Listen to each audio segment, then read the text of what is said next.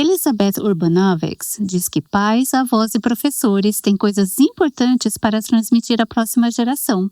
Queremos ajudar nossos filhos a perceber que a palavra de Deus afirma ser verdadeira, e é nela que vamos construir nossas vidas. E quando olhamos para o mundo de Deus, vemos que ele está sempre em harmonia com a palavra de Deus.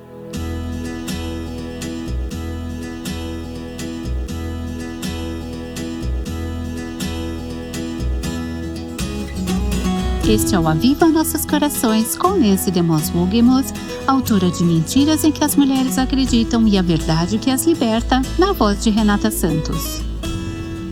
As crianças também precisam aprender a permanecer firmes, mesmo quando é difícil? Com certeza.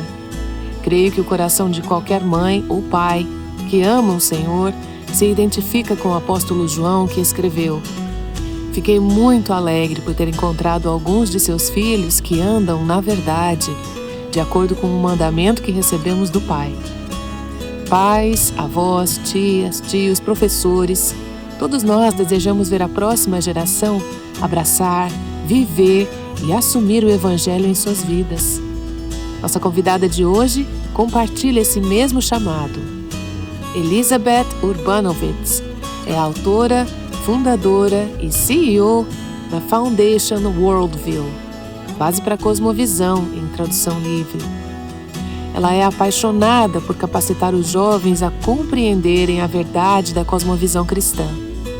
Há pouco tempo, Elizabeth conversou com Dana sobre como podemos ajudar nossos filhos a compreender melhor a verdade da Palavra de Deus.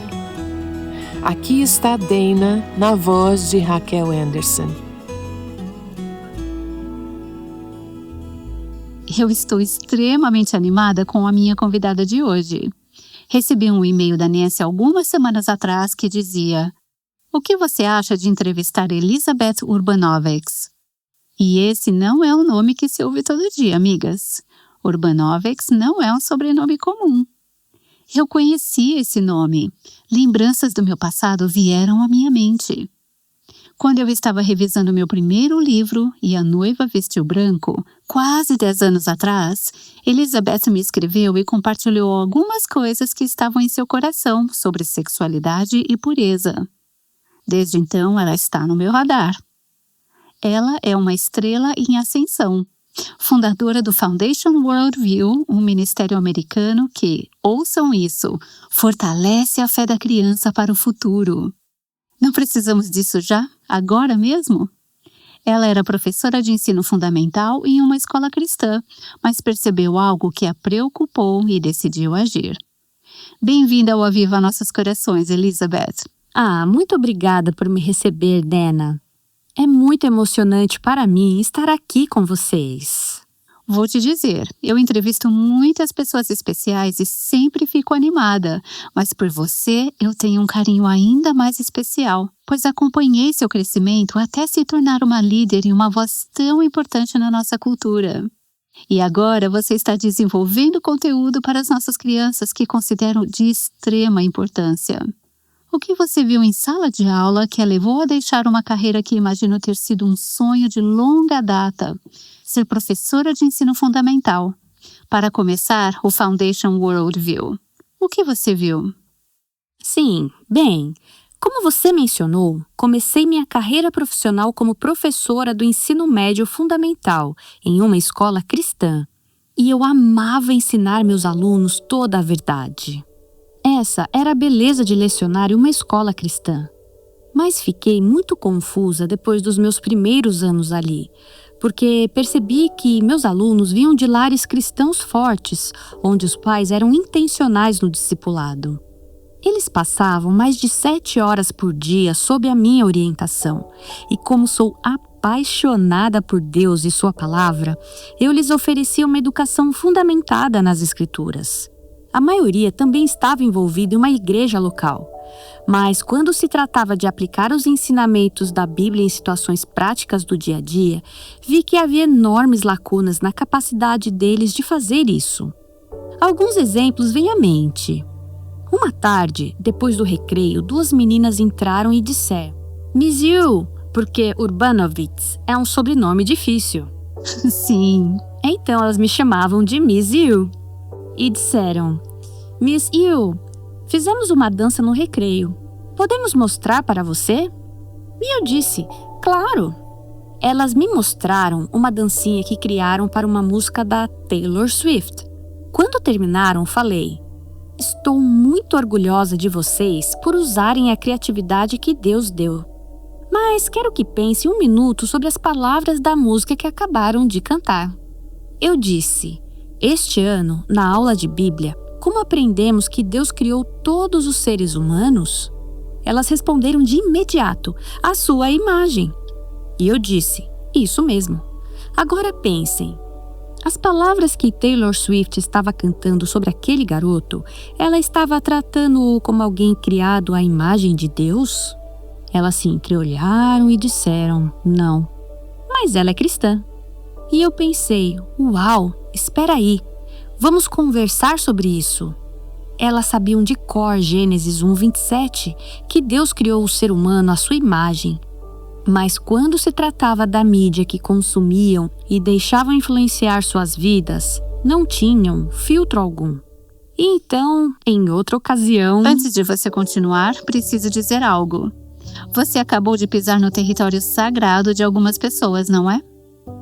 As Swifties, como são chamadas as fãs da Taylor Swift ao redor do mundo, ficam super empolgadas com tudo o que acontece na vida dessa mulher. Mas aqui está o que quero dizer sobre letras de música em geral.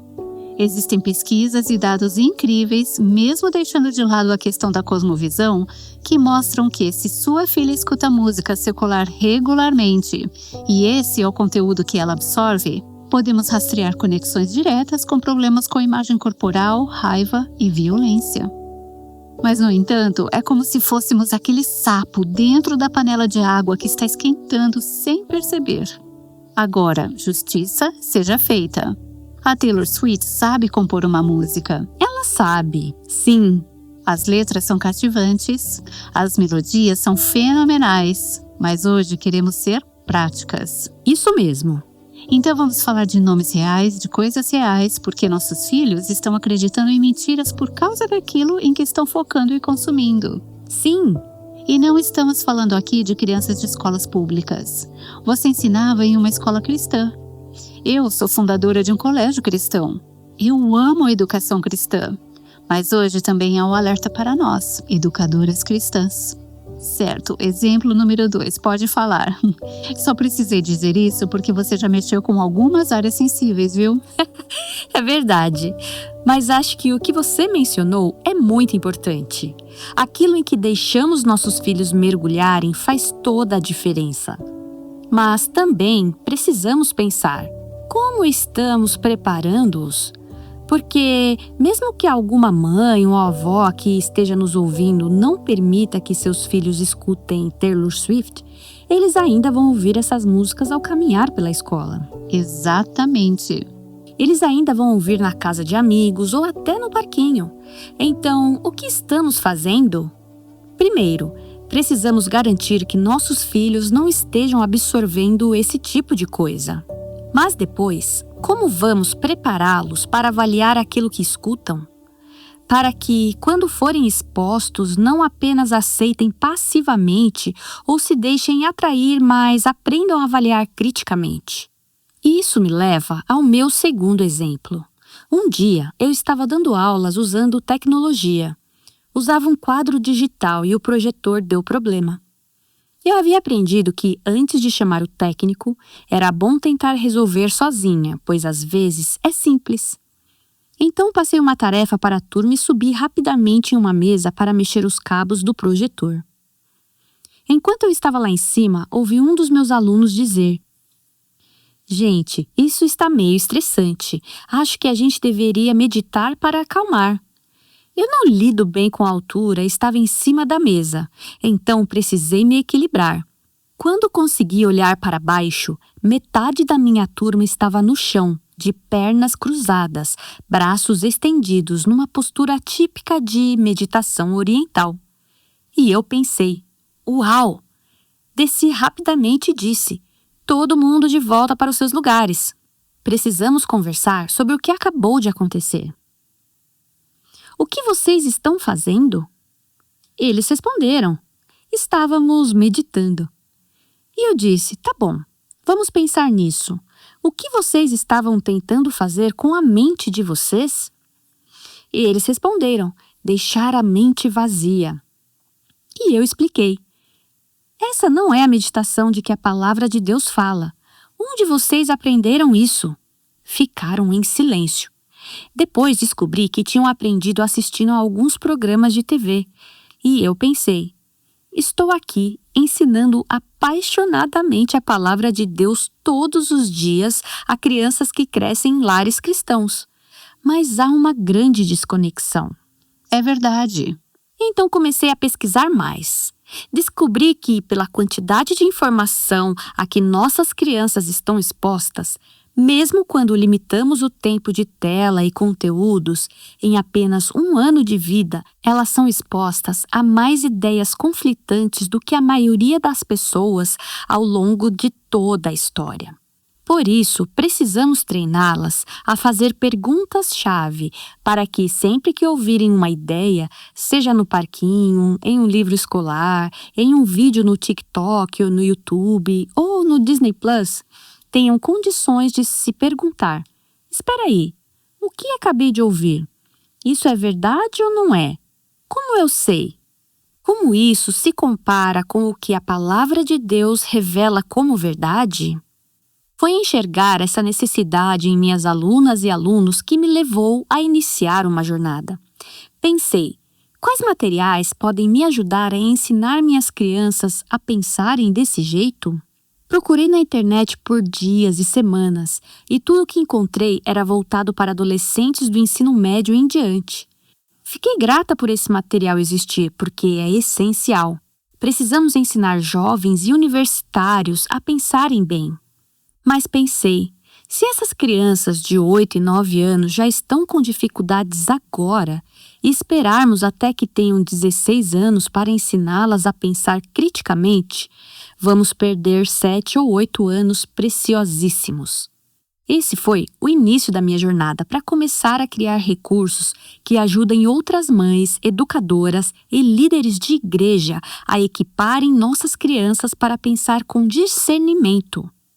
2 coisas. Primeiro, estou empolgada. Sinto que venho falando disso há muito tempo, como quem bate um tamborzinho sozinha. E agora penso: tem outra percussionista. Louvado seja o Senhor, tem outra percussionista. E quero ressaltar algo. Quando você disse que a maior parte dos recursos de Cosmovisão são para ensino médio e universitários, a pesquisa realmente indica que muito da nossa cosmovisão já está formada por volta dos 13 ou 14 anos. Isso não significa que o Senhor não possa intervir depois, claro. Exatamente. Isso não significa que não possamos conhecer a Cristo e ter uma mudança radical na nossa cosmovisão. Mas, de modo geral, a maioria de nós morre acreditando naquilo que passou a crer ainda na adolescência. Eu costumo pensar nisso como estantes de livros. Temos estantes das nossas crenças e cada estante tem uma etiqueta, como Jesus é o Filho de Deus ou Jesus morreu por mim. Talvez ainda não tenhamos todos os volumes nessas estantes, mas as prateleiras já estão lá, etiquetadas. E a pesquisa realmente indica que isso é verdade, até mesmo pesquisas seculares. O que você está fazendo com seu ministério é preencher essa lacuna, colocando a verdade antes que todas essas estantes estejam rotuladas, por assim dizer. Acho essa analogia maravilhosa. Eu amei a comparação com estantes de livros. Vamos voltar à palavra que você usou, mergulhar. Quando falamos da primeira história sobre aquilo que as meninas estavam absorvendo através da música. Depois você usou a palavra meditar no seu segundo exemplo. E quando penso nessas palavras, lembro da palavra habitar. As Escrituras nos dizem em tantos lugares para termos cuidado com aquilo em que escolhemos habitar. E mais, como diz o Salmo 91, você disse: o Senhor é o meu refúgio. É nele que devemos habitar. Em Cristo, no Evangelho, na Palavra, no Deus Altíssimo. O Senhor é o meu refúgio. Você faz do Altíssimo a sua morada. Nenhum mal lhe sucederá, praga nenhuma chegará à sua tenda. Verso 9 e 10. Quais são as pragas que estão chegando perto de nossos filhos?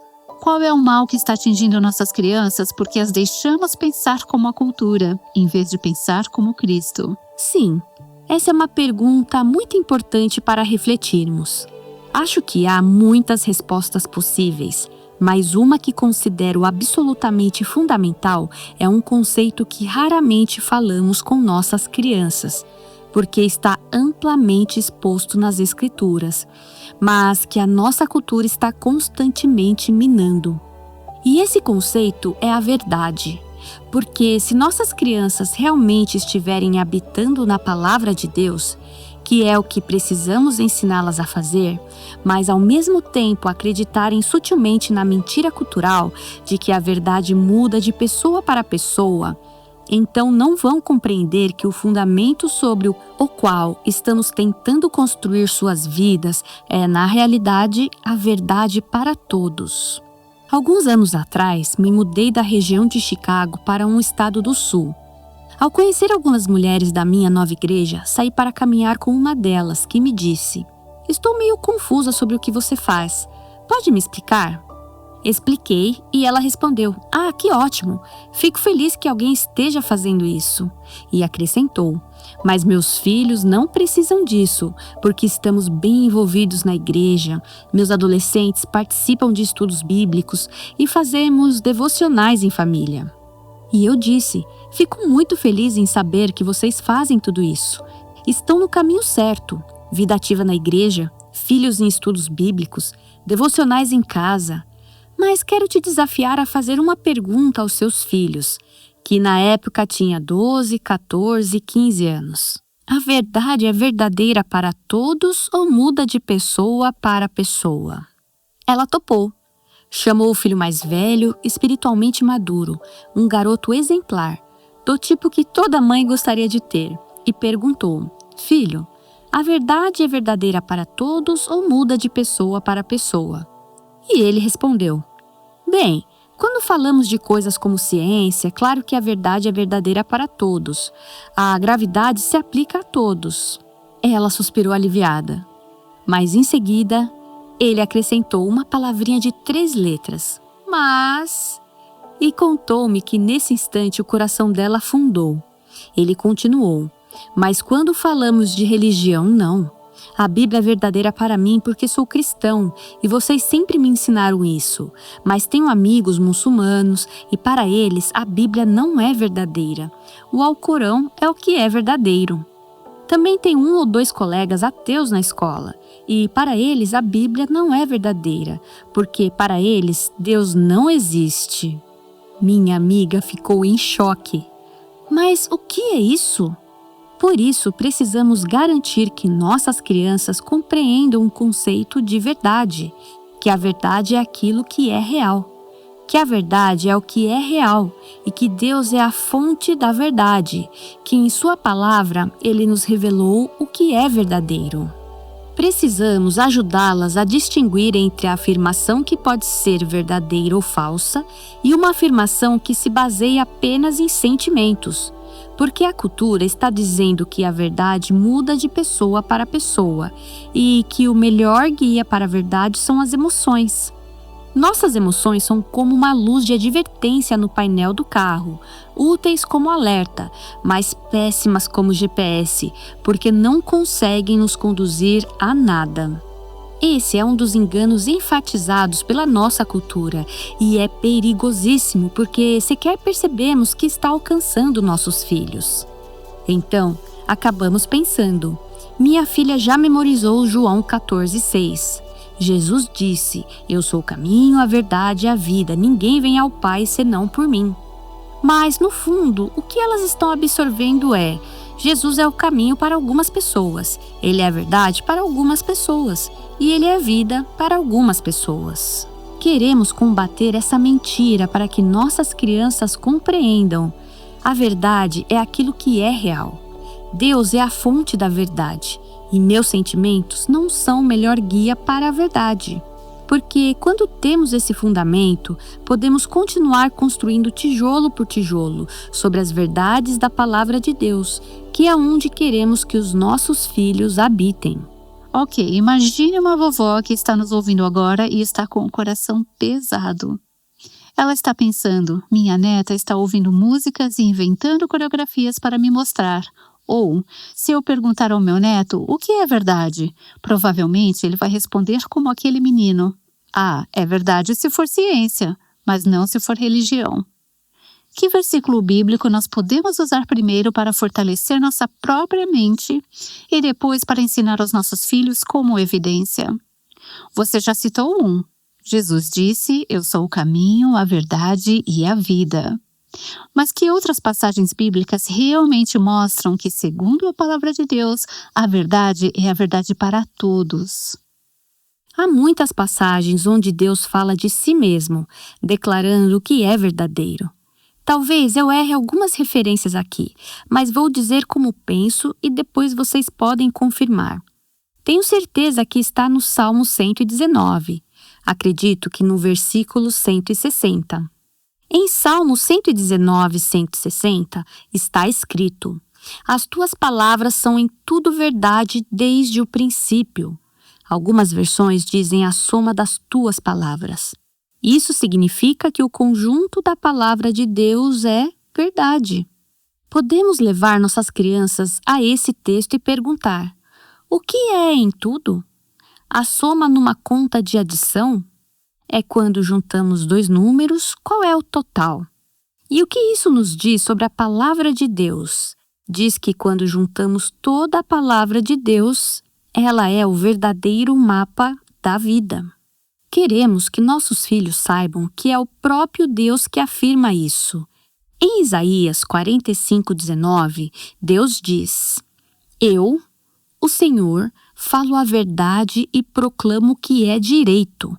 Queremos que nossas crianças enxerguem que o próprio Deus afirma que sua palavra é verdadeira. E, além disso, o que queremos ajudar nossos filhos a ver é que não estamos apenas dizendo: a Bíblia é verdadeira, acredite nela. Agora, nós que cremos que somos cristãs, nos arrependemos dos nossos pecados. Nos afastamos do mal e confiamos em Jesus. E agora confiamos na palavra de Deus como nosso fundamento. Não importa o que ela diga, se a entendemos totalmente ou apenas parcialmente, ou se estamos com dificuldade para entendê-la, depositamos nossa total confiança nela. Às vezes, nossos filhos podem não ter chegado lá ainda, mas ainda assim, vamos ensiná-los a verdade e o que é certo. O que queremos ajudá-los a fazer é ajudá-los a ver que Deus não apenas afirma que sua palavra é verdadeira, mas que quando investigamos as evidências ao nosso redor, elas consistentemente se alinham com a palavra de Deus. Por exemplo, quando pensamos sobre tudo o que está acontecendo em nossa cultura, vida, justiça, igualdade, uma avó pode perguntar ao neto: por que será que todo ser humano tem esse senso de que precisamos tratar uns aos outros com justiça? Se olharmos para a lente secular, a ideia de que estamos aqui por acidente resulta de uma evolução cega e sem direção. Não existe razão para que tenhamos valor. Não existe obrigação moral de tratar alguém com bondade. No máximo, pode até ser útil para nós a longo prazo, mas não há uma base sólida para isso. O que nos faz entender que precisamos tratar os outros com justiça é o fato de termos sido criados à imagem de Deus. E nenhuma outra cosmovisão possui uma doutrina que explique isso.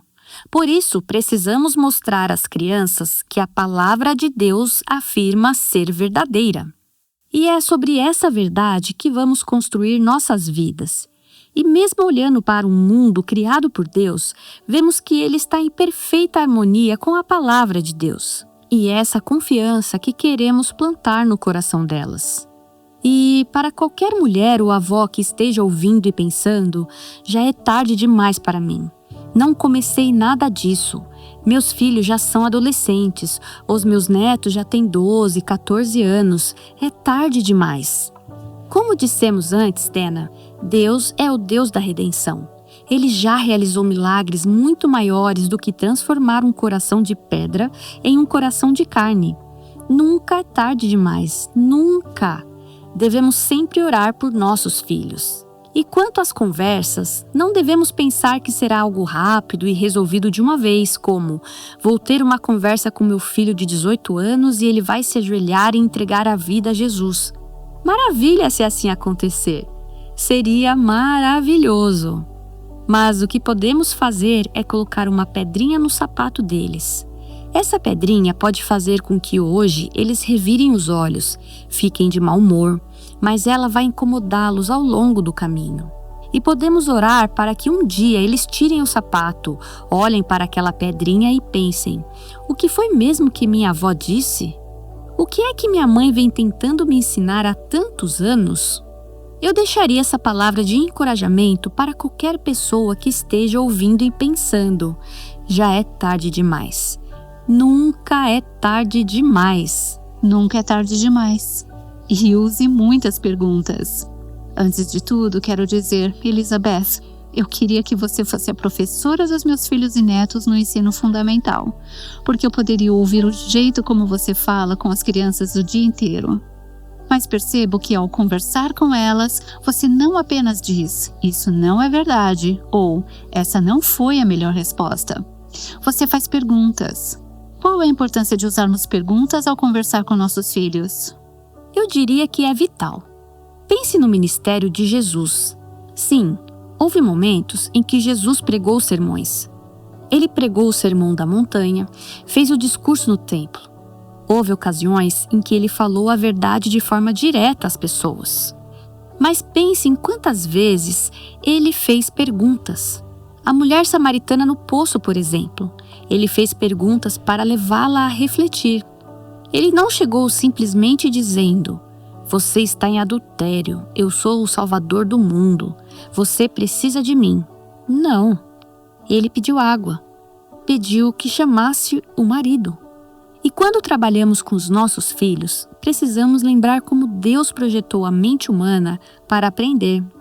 A maioria de nós não retém melhor a informação só ouvindo algo. Precisamos viver, experimentar, interagir com o conteúdo. Então, se apenas nos sentamos e dizemos ao nosso filho: isso está errado, quando ele fala uma mentira ou quando escuta algo nocivo, pode até acontecer de vez em quando que ele responda: sério, mãe? Me explica por que está errado. Mas, na maioria das vezes, isso só vai criar barreiras. Por outro lado, se dissermos: isso é interessante, o que faz você pensar que isso é verdade? Ou por que isso é importante para você? Ou onde você ouviu isso?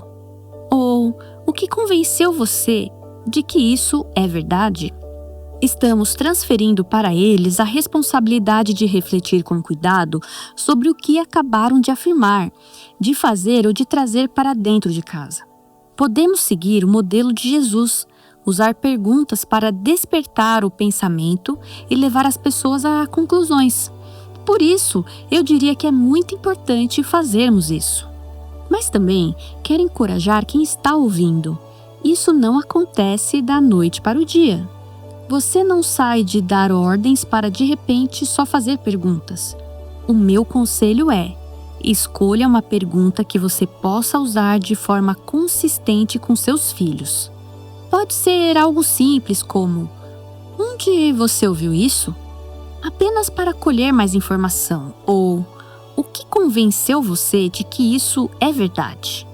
Quando você começa a repetir essa mesma pergunta várias vezes, vai perceber que suas conversas vão ficando mais longas e, com isso, surgirão mais oportunidades de fazer novas perguntas. Esse é um conselho tão valioso de Elizabeth Urbanowitz, conversando com Dana Gresh, co-apresentadora do Aviva Nossos Corações.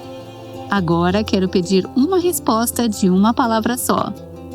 Qual você acha que é o tema mais importante que os pais precisam abordar com os filhos quando o assunto é cosmovisão? Onde você vê que o mundo está mais empenhado em doutrinar nossas crianças hoje? Qual o tema? Eu fiquei preocupada quando você disse uma palavra só, mas acho que essa é fácil: sexualidade. Acho que a maioria das ouvintes concordariam. E é por aí que o mundo mais tem atacado nossas crianças no dia de hoje. Então você volta amanhã para falarmos sobre isso. Com certeza. Aguardamos você amanhã aqui no Aviva Nossos Corações. O Aviva Nossos Corações é o ministério em língua portuguesa do Revive Our Hearts com Nancy DeMoss Wogemuth, sustentado por seus ouvintes e dedicado a chamar as mulheres à liberdade, plenitude e abundância em Cristo.